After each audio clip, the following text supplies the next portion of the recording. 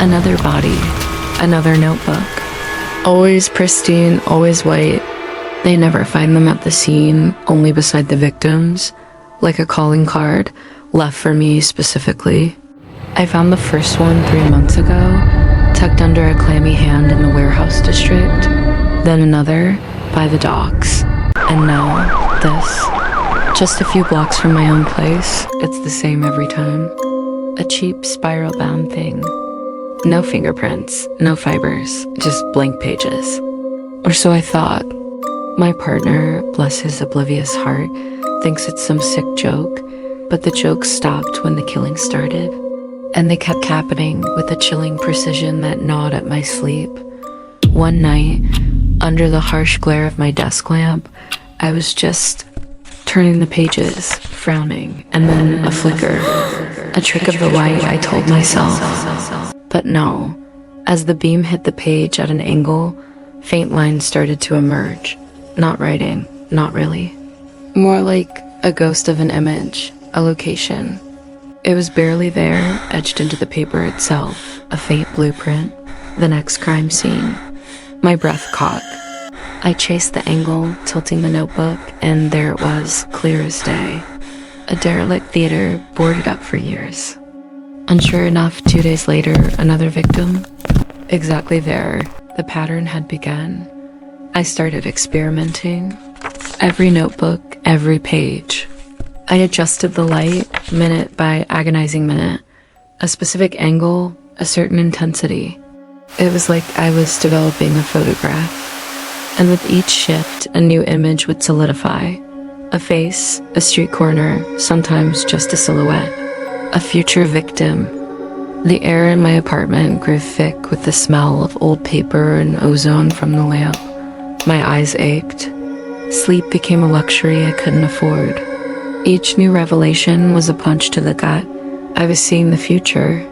The very thing I was trying to prevent was laid out before me, like a macabre timetable.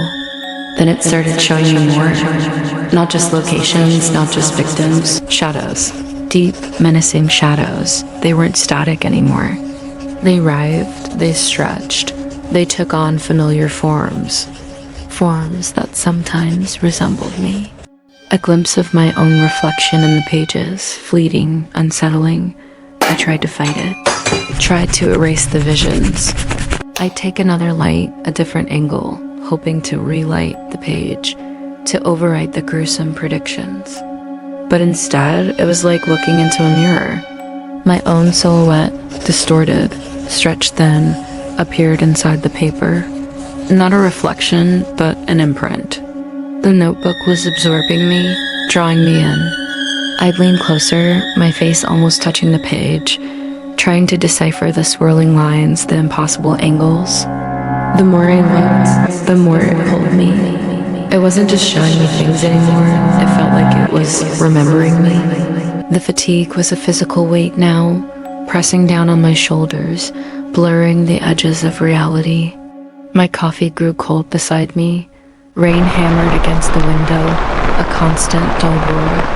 But I couldn't stop. Each page was a new puzzle, a new warning, and a new trap. There was a faint hum coming from the pages now, a low thrumming that I could feel in my fingertips. Or maybe it was just the blood rushing in my ears. I didn't know anymore. All I knew was the paper, the light, and the cold dread coiling in my stomach. What was it trying to tell me? What was it trying to do to me? My reflection in the glass of the window beyond the notebook was a stranger. Pale, drawn, eyes wide with a manic intensity. I was losing myself in this. Losing myself to the shadows, to the ink that wasn't ink. The notebook wasn't just a record. It was a hungry, silent observer. And then it happened. As I shifted the light one last time, an undeniable phrase materialized, stark and chilling against the faint gray lines. Stop reading, Nora. My name. My actual name. It wasn't just predicting anymore. It was speaking to me, commanding me. The words hung there, shimmering. My breath hitched. The air suddenly felt charged, heavy. A cold, metallic scent filled my nostrils, and then a sharp pop. The lamp died. The entire apartment plunged into darkness. A deafening silence followed, broken only by the relentless rain. Moments later, with a soft click, the red emergency lights in the building hallway flickered on, casting long crimson shadows into my room. The notebook, still clutched in my hand, glowed with an eerie internal light. And on the page, clear as day, was a new image. It was my apartment, my living room, and a date, a time, tomorrow, 3:18 a.m., and a figure stone lifeless on the floor. It was me, my own death, staring back at me from the page. A tremor ran through me, a primal fear that clawed at my throat. The notebook seemed to pulse, its pages radiating a faint, sickly glow in the red light.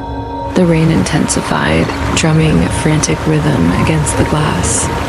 I was being pulled into its depths, a spectator to my own demise. The observer had become the observed. And then the piercing ring of my phone cut through the silence. Sharp, insistent, my hand trembled as I reached for it, my eyes still fixed on the ghastly prophecy in the notebook. A familiar voice on the other end, urgent, strained. "Nora, another one. Your address." "We're on our way."